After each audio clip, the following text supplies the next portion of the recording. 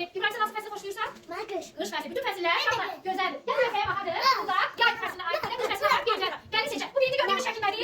Bax pencək, pato, pencək. Sonra başqa uşaqlar. Bu da uşaqdır. Çünki yayda gelir qışda uşaqlar. Yayda gelir qışda. Yayda afərin. Bəs əlcəyi qışa. Bax uşaqlar çəkmə görürsünüz. Çəkmə, sonra kurtka, ətək, köynək, bir də eynək. Eynək. Bəli, bəli. Bunlar geyimlərinizdir. Bu biri qış fəslinə aiddir, bu isə yay fəslinə aid olanlar uşaqlar. Heyvanlar isə qış yuxusuna gedirlər. Uşaqlar ayı qış yuxusuna gedir. Bir də yazda neyin